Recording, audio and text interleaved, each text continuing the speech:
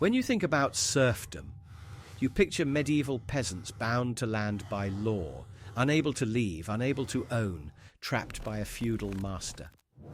But serfdom isn't dead. It never died. It just evolved.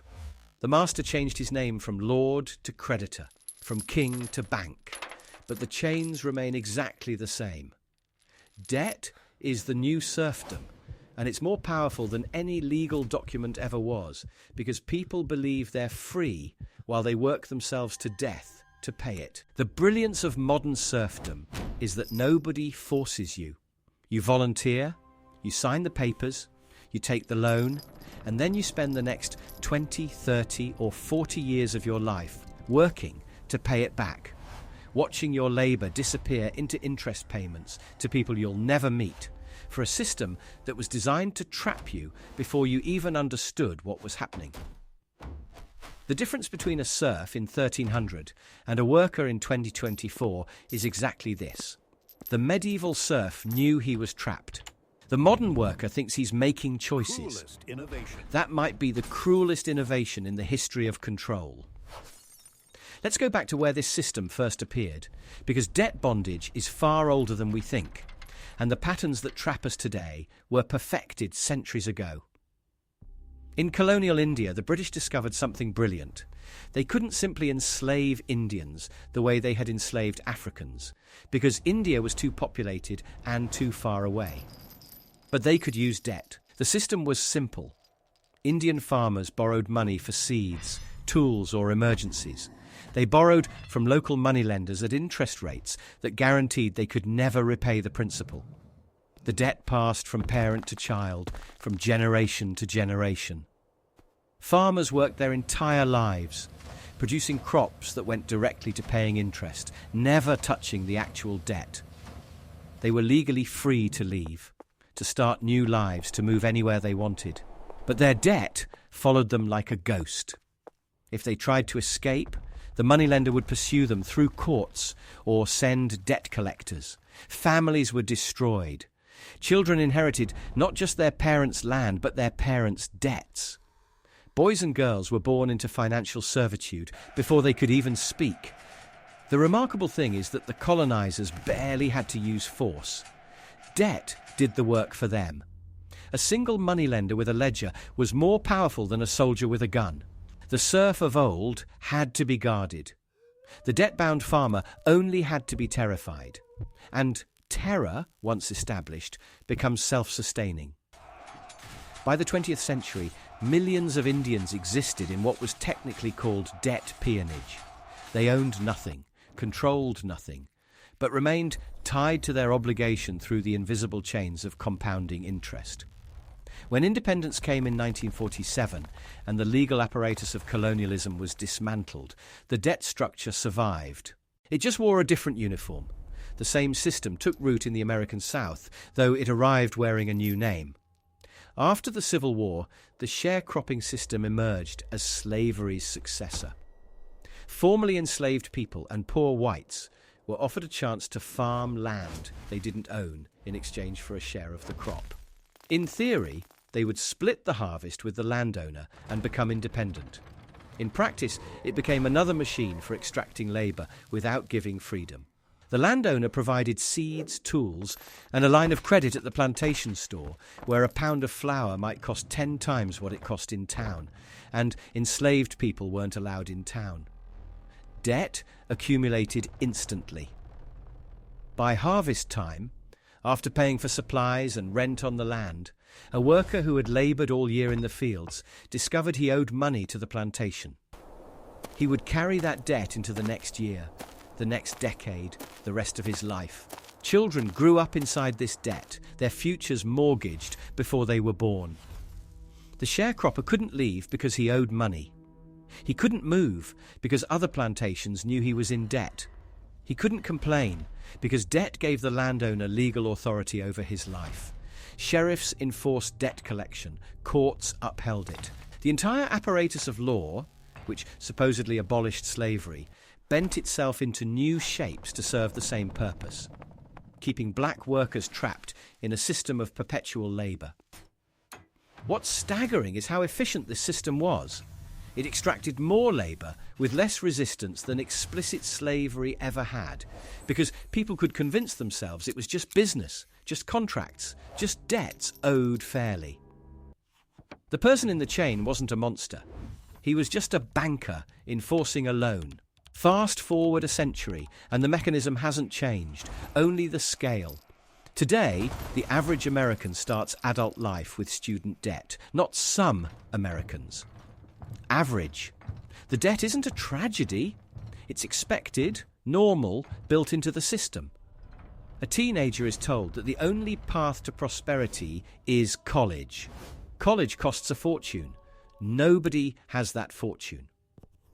So the teenager borrows it, signing papers they don't fully understand at 18 years old, committing themselves to decades of payments. The average student borrower graduates with $35,000 in debt. Some owe twice that, some owe 3 times that. The debt collectors know the borrowers can't escape it. Bankruptcy laws specifically protect student debt, meaning a person can lose everything else, but still owe their education loan. They can die, and their heirs might inherit the debt. In some cases, the government garnishes Social Security payments from retirees to collect on student debt decades old. So the person graduates, enters the job market already enslaved, and must accept the first job offered because they need to service the debt. They can't risk unemployment. They can't take time off to retrain or pursue different work. They can't take a lower-paying job that might be more meaningful or healthier or closer to home. The debt controls them. It decides where they live, who they marry, whether they have children when they retire, and whether they can ever truly rest. The system has discovered that debt is permanent. A serf in 1300 at least died and was released. A modern worker dies and passes the debt to their children, or dies and the creditors seize their estate, or dies and the remaining heirs discover they can't inherit property because liens were filed against it. The mechanism is identical to what the East India Company perfected. Bind people to labour through unpayable debt. Make it look like personal choice and let the system enforce itself. Then comes credit. The credit card is perhaps the most elegant machinery of serfdom ever invented. It promises freedom. Buy now, pay later. Live the life you want and settle accounts gradually. What it actually does is trap you in perpetual servitude through the mathematics of compound interest. A person buys on credit, paying the minimum required, and discovers the debt never shrinks. Interest compounds faster than payments reduce. The balance grows while they work. They need more credit to cover the gap between what they earn and what they need to survive, so they borrow more. Years pass. The person is now enslaved to work by the simple fact that they owe money on a balance that never decreases. They can't quit their job. They can't take a vacation. They can't make different choices. The creditor company calls this managing their debt. The worker lives it as a sentence. The system is mathematically constructed so that a person working full-time at minimum wage will never escape the minimum payment trap. The interest will exceed the payments. The debt will grow.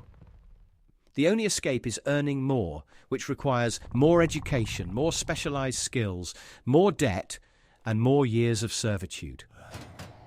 This is the modern serf's reality, working not to build towards something, but to service an obligation that was written to be permanent. The brilliance of this system is that it looks nothing like the feudal past. There's no lord's castle, there's no manor, there's no explicit legal statement binding you to the land. Instead, there's a document you voluntarily signed. There's a credit score that determines your access to housing, jobs, and opportunities. There's a system so vast and impersonal that no single person is responsible for its cruelty. You can't blame the bank teller, they're just doing their job. You can't blame the system, it's just how finance works. You can't even blame yourself. You were told this was the path to freedom. But the effect is identical to what European lords extracted from their serfs. The entirety of your labour directed upward to people who own nothing but control everything, who risk nothing but gain everything.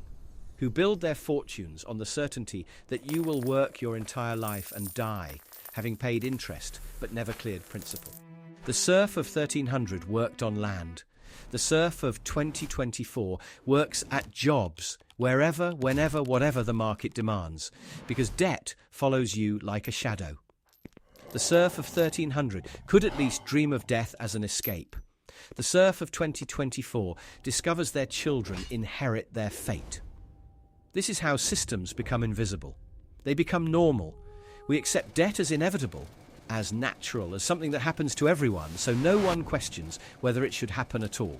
We tell ourselves we're building credit. We tell ourselves we're investing in the future. We tell ourselves this is just how the world works. But none of those stories are true.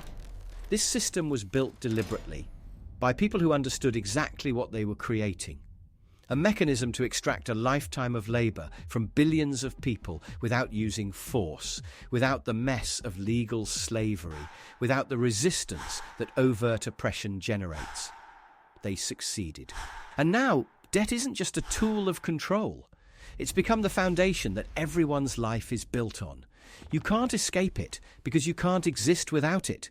You need credit to buy a house.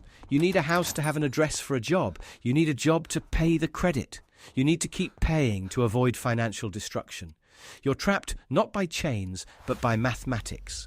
Not by violence, but by systems. Not by force, but by inevitability. The modern serf, unlike the medieval one, has internalized his own imprisonment. He believes he's free because he appears to choose. He believes he's building because he's working. He believes in the system because the alternative is too terrifying to consider. That psychological victory is what makes modern serfdom so complete. If this gave you a new perspective, hit subscribe. History has the answers. I'll show you where to look.